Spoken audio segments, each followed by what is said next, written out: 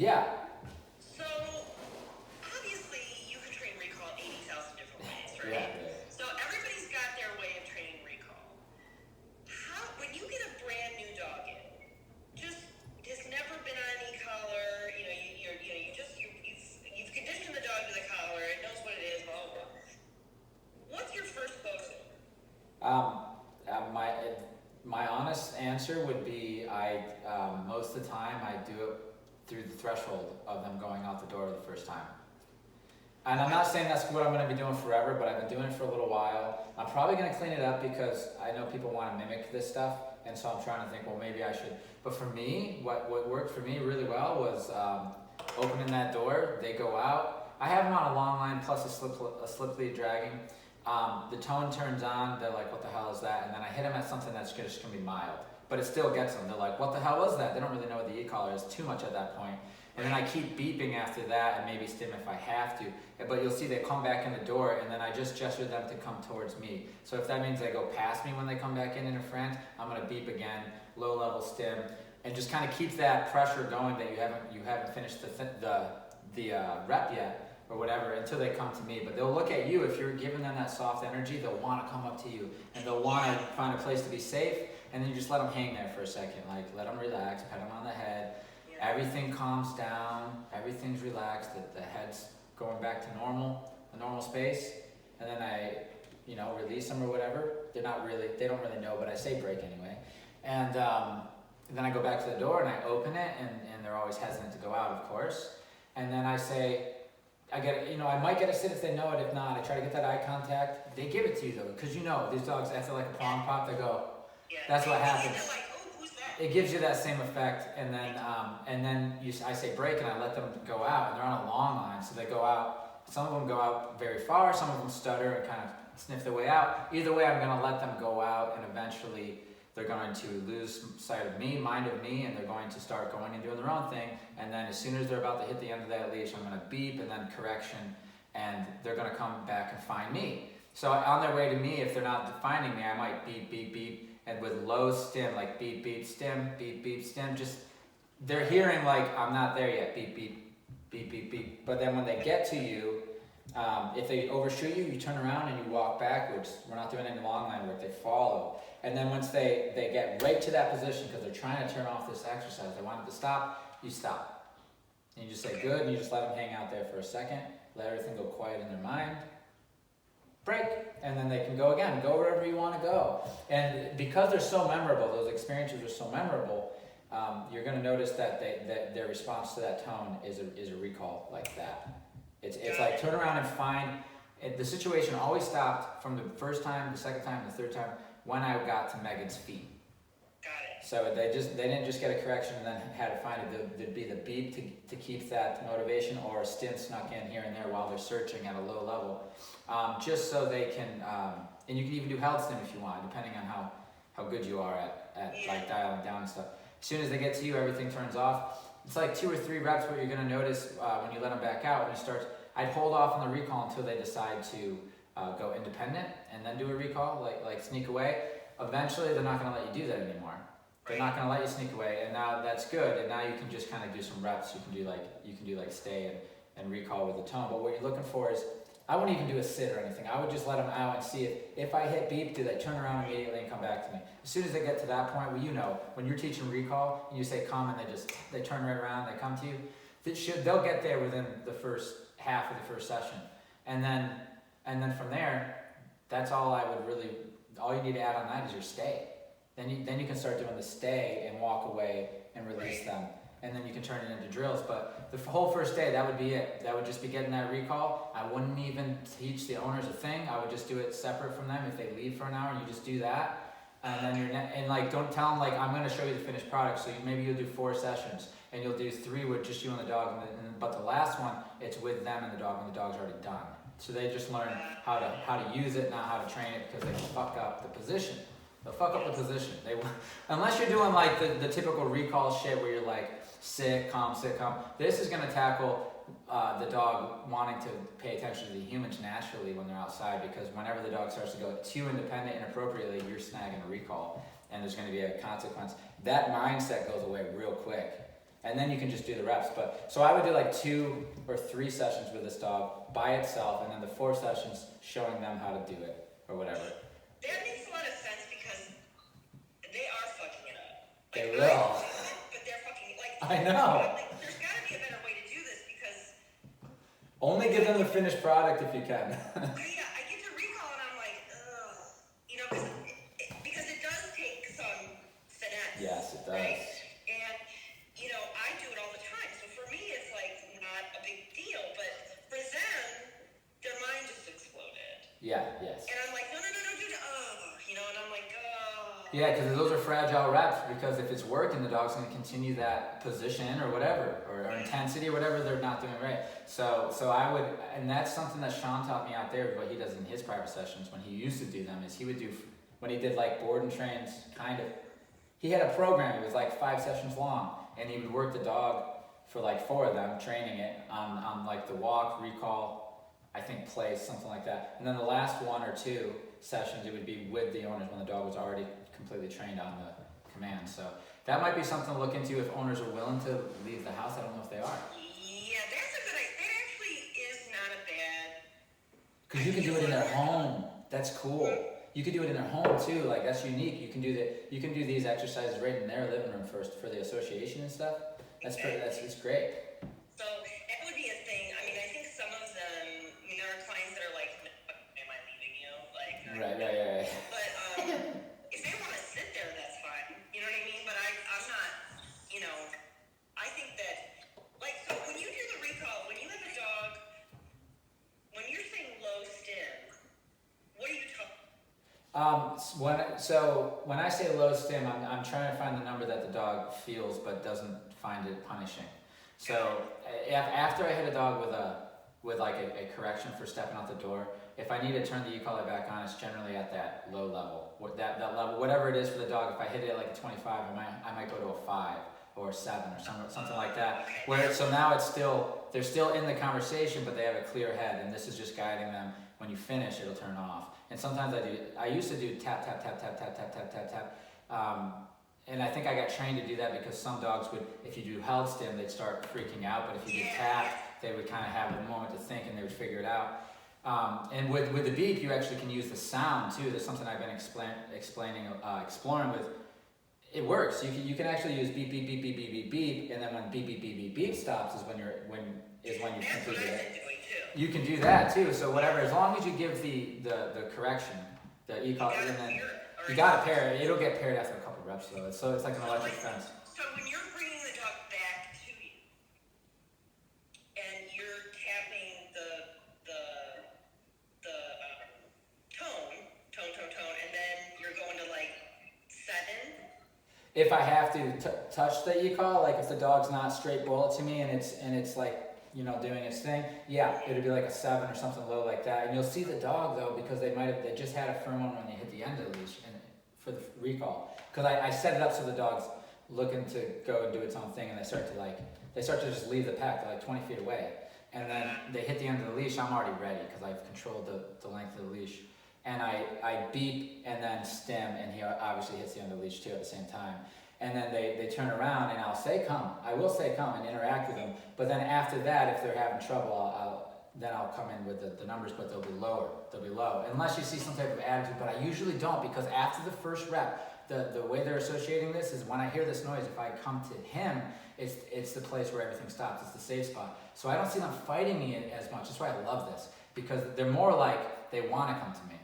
You know what I mean? So and that even goes with like aggressive dogs, or even like the dogs who are off standish. It works great because it makes them in this new environment where these landmines might just go off that I don't understand fully yet. I know this guy's a safe spot, and I know he's directing me after this beep happens. And after like 10 reps or so, they get it and they shake that stress off of not getting it. But in the beginning, all they know is like, you hear that, you come to my feet, you're good. And that's what I'm reserving in for the first few reps. And then it gets that head turn. It gets the dog coming towards you. They go immediately, yeah. And then they start feeling comfortable, and then they shake it off, and they're like, okay, I get this. Okay, it's if I come to his feet, it means recall. And then they might start being bratty. And then we'll go and work on that and work on position and stuff. Because oftentimes, once they know it, they'll only come halfway, or they'll go past you. And then or around you, and then it's beep and stim again, and as I back away, you might want to come touch the spot in between my feet, or even my hand. Come bop it with your nose so that you're close enough it'll turn off. And I just do a rep of that once or twice so the dog gets the position. You'll see they start to get it, and then I start to wean them off in that held pressure and just only use it if I need it. I'll use the taps stuff. But at the end product is this: beep, and the dog turns around and comes to you and sits. But if it doesn't, the end product is also beep, the dog doesn't listen, correct, the dog recalls and sits. So the dog, knows what to do with the correction. And so after session 1, you're just gonna build on that exercise and the dog's knowledge for the next couple of sessions. You're gonna be able to proof it on the 3rd session, so you feel confident, and then you can get the owners involved. That would be the best. And then this will be this is huge. Once they learn that tone recall, it's gonna lead into teaching an easier heel. And you can add that in afterwards if they want that. But just teaching dogs recall like that, that's money in the bank, because everybody needs that. Yeah. But this is predicated on the fact that this dog got a correction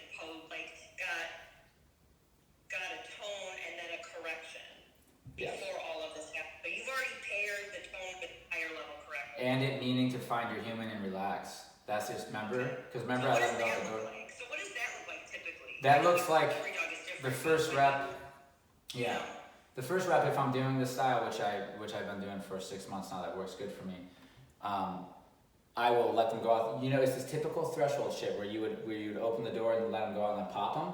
Before you teach sit or anything, you would just teach that threshold. It's like that, except I'm not doing the prong stuff. I'm letting them go out, and I want to teach them recall instead of sit. So they go out, and I go beep, meaning you cross error. That's what that beep means. Stim, they say, fuck, what was that? And then they come back in, and I encourage them to come to me. They do usually. 9 out of 10 times they come to you. There's some of them you gotta correct because they want to cross the room just a little bit, like a low level, and beep and come here, come over to me, and I'm soft energy and just come here.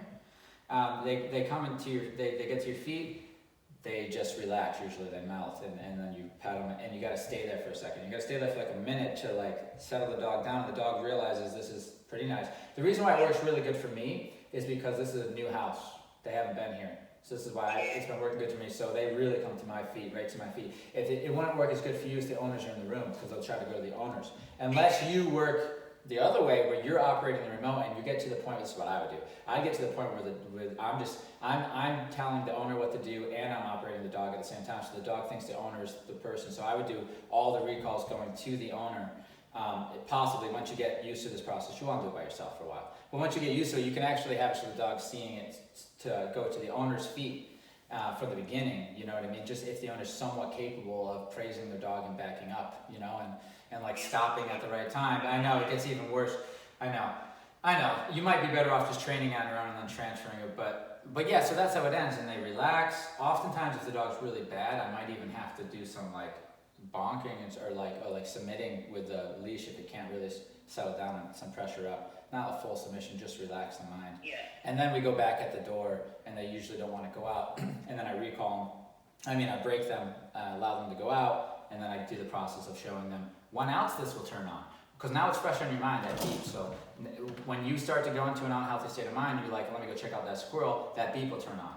I'm not doing reps yet. I'm just going after when they start to leave me, mentally. Beep. Correction, it makes sense to the dog anyway because they already know they're doing a boo-boo. So it lands right up here. It's not like a game, right? It's like, get back here. They come back to you, but I'm usually soft with them. Come here, good, what happened out there, and then relax them, let them back out. Again, they're gonna bump into those boundaries here and there. Whether they stop and sniff and just don't watch you as you keep walking and you get a recall, they'll stop and they'll start following you. And you have a choice to then start teaching heel in that moment or keep doing the recall. But you have that focus now where they're like, what are you trying to tell me?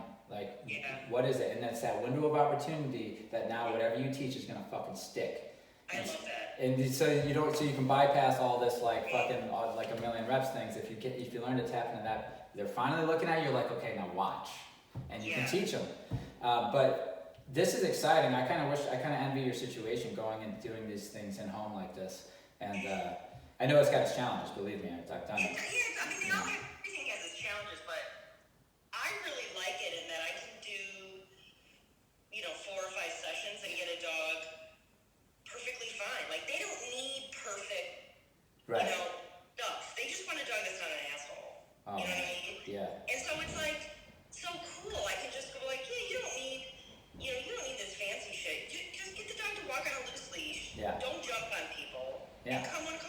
Dude, you got it. You got the ticket right there. That's it. I mean, nobody wants, they just don't want a dog that's a dick. Right. They want it to listen a little bit. Honestly, I mean, it's really that simple. And I've dumbed it down so much. Like, I've actually gotten it to where it's like, I used to do this, I like eliminated. Nice. I just do these like 5 basic things. And, you know, if I have a dog that is, like I had these 2 dogs, actually.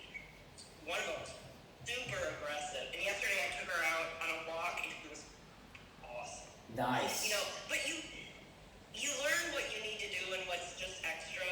Yeah. You know what I mean? Like, I don't need all that bullshit. I just need the dog to walk. Because you know what they need. You're just trying to help these people, and you know exactly what they need. Let's cut out all the extra nonsense. There's so much nonsense. Geez, they can get you on a program for a year and a half. Oh my god! And they're like, now you need to make sure that you developed a strong relationship with the dog, and that it has, you know, that you've done 3,000 reps of this. Oh yeah, all that.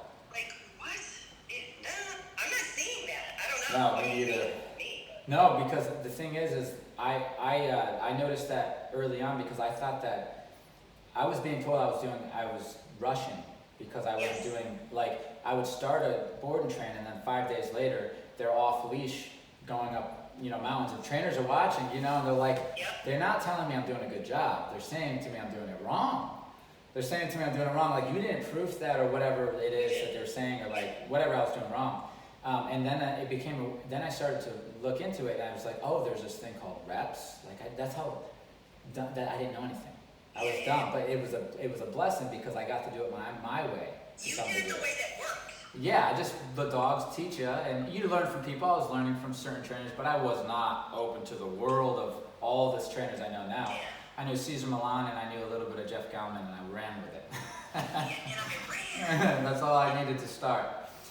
But so yeah, the recall is great. The tone recall, and then you can start using it to teach place. It's so good for that because if you're standing by the bed, you know, recall the place.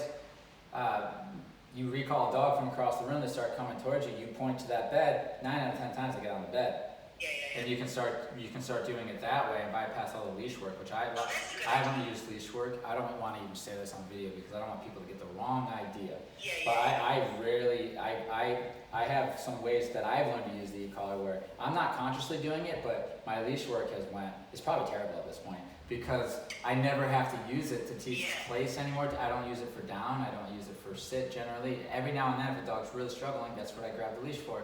And I don't use it for place. I mean, I don't use it for recall. So the only thing I'm really using it for, and I've taught dogs without it, I completely off-leash shield dogs without touching a leash. And then I'm like, I need to touch that leash. I need to make sure they know what to do with leash pressure because they don't know what to do with leash pressure. So it's like the e-collar is ridiculous for that pressure on, pressure off stuff. What you can do. Oh, it's unbelievable. It's unbelievable. I'm like, if you understood how cool this tool was, like, I'm like, was it like, well, you can only teach recall and punishment. I mean, that's what you hear. Yeah, right. You know, I'm like, but not really. I can teach dogs to do things. You can. Once they get the game, to get the concept of like this, you know, this means that you're being asked to solve a problem, and I'm going to give you some clues along the way. Hell yeah, dude. The e-collar is the best. And let me know how this works out for you because I think you're gonna love it because it's that noise. That noise is just like they pick up on it so fucking fast. It's unbelievable. Yeah, they do. The tone is. Before you go, when you say you corrected, like you give them a correction, they go out the door the first time. Yeah. You give them a correction. What's the range are you talking? Oh, probably I don't want to hit them too high. So I would probably err on the side of going a little low than dialing up, but I would say like a 20, you know? That's You know what I mean? I want to make sure I was in the right. Yeah, and then the tough dog, because they don't know too much about the collar at this point, probably if they know nothing about the collar, I've done this a lot with dogs who know nothing about the collar, and this is how I intro them. It means come back to me right after you hear this beep, and I've never had any problems with it, but I usually 20, but the tough dogs, I can find myself up in the 30s, sometimes 40, but not really, not as high as, but usually not though. A lot of dogs, if they've never had a collar on before, yeah, they just that sensation, they just don't know what's going on. And so it startles them, but then the beeps first, so it's like beep, and then ding, and then the leash, and they come back in. You give them a leash pressure, they're like, oh, you wanted me to come Yeah, yeah, and I'll wait a second sometimes, so I have that leash ready to give them the answer, but I wait to see what they're doing, and then I give them the answer. That little moment of them trying to figure it out, and then I feel like it lands clearer than if it all just kind of happens, beep, boom, boom, and then they get dragged in. It's like, then they don't really know what happened, so I go beep, stim, and then they don't know what to do, and then pop with the leash. Gotcha. And then it's all, come here, and then if they're not coming to me, committed, like they're not running to me and wanting to sit in front of me and want my, consultation or whatever, then it's me backing up. That's why I'm backing up. Beep, stem. I want you to get up, for a formal recall, right in that position. Even if you're running to me because you want to lay down at my feet, I don't care. Just right in front of me, committed. You want to be with me, and then it turns off. And that's my beginning relationship with a lot of the dogs that come through here. And if they're anxious and when they first get here or like nervous of people, they love me after this.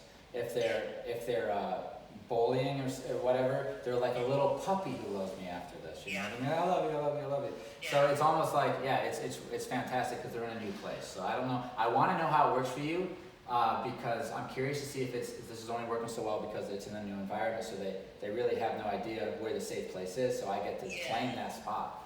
The dogs are pretty ballsy in their house. Yes. Yeah, that's what you got going on. They're very different. I've done board trains outside, other places, and they're fine. And then you get to their house and they're like, oh yeah, dude. you know what I mean? Like, it's a different dog, Oh, you're playing a dangerous game, man. Yeah. Going into people's houses like that is the most dangerous scenario. Yeah. I know. You gotta play a different game, yeah. Yeah, so that's it. That was all I really wanted. I wanted to make sure I was on the right track. Sometimes you get in your own, I'm all by myself, all I'm doing is dogs all day, I'm not talking to anybody, and then you start to get in your own head, like, am I doing this right? Yes, I know. Even just last week, I was halfway through a dog and I was like, what's the next step? Yeah, Like, what do I do with this dog next? I can't remember. So that I'm starting to get into just trying to feel the dog and give it tests. But I have the luxury that you don't, where I live with the dogs. I can go downstairs and go fill it out and make a plan for it the next day. Where you go in, and as part of what I used to love about that is you wing it. How good does it feel when it goes good though? Oh my God, it's the coolest thing ever. But when it goes shitty, it's shitty. Like, it does not go. You can make a mess. I did a couple weeks ago, and I thought for sure these people were never going to have me back. They haven't called me to cancel yet, but I'm still waiting. Did you make a mess of the house?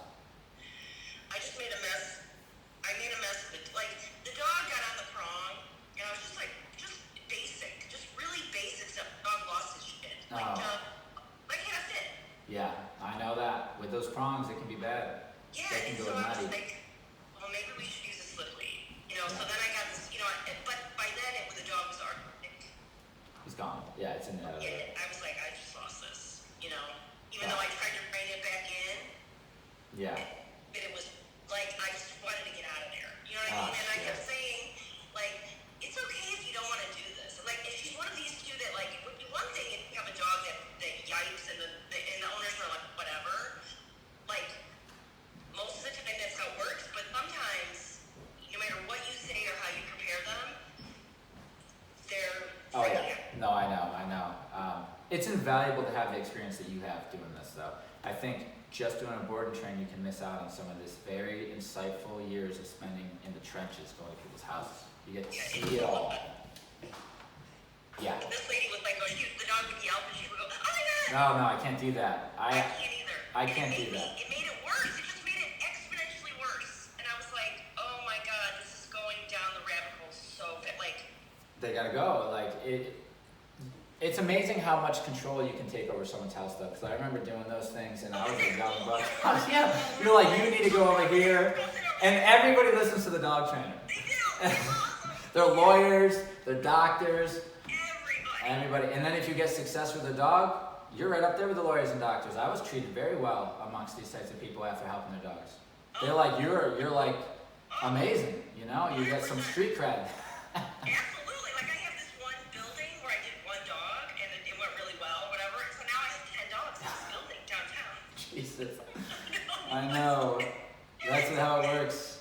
Yeah, so anyway. Oh, I would love to come out and see what you do sometime, like the in-homes, because that is just so it's just great work. It's difficult, it's hard, I'm not, you know, Yeah. but it's so interesting to watch the trainers interact with the owners, and then the dynamic between the dog and the owners. Then you get to see the dynamic between the kids and the human, or the That's adults, what and I like deal with. So the you're wife. dealing with all this stuff at once, and when I leave there, I'm like, oh my god, I'm so tired. I can't. Like, Your brain. you know, somebody that like us that are like super like everything comes at us and I absorb it all and I'm trying to get it all. And then, you know, the kids are yelling and I notice that the guy is softer than the woman and I'm all trying to process all of this while dealing with the dog. It's insane. It's a lot. It's a lot. But I've gotten really good at it. I bet, yeah. It's interesting. I have like, you know, I have no filter. So Yeah. like I'm in somebody's house and I'll be like, all right, you need to shut the fuck up. Like, sit down. I think that's how it's gotta be though when you're in their house. You just have to. But you're polite too, like you wrap it up afterwards and you're respectful and everyone loves you.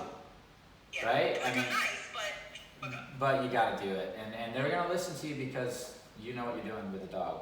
It's hilarious. Hey, you can get away with more than I can. I feel like these days I gotta watch my mouth. Oh my god. Anyway, well, thank you. I hope you have a good day. Oh. It's good to talk. I'd love to come and see you. Yes. If you would be open to that. Of course I would. That'd be amazing. I really appreciate you putting up with me last time. I think I had to go and figure that stuff out, and now that I have, I get it.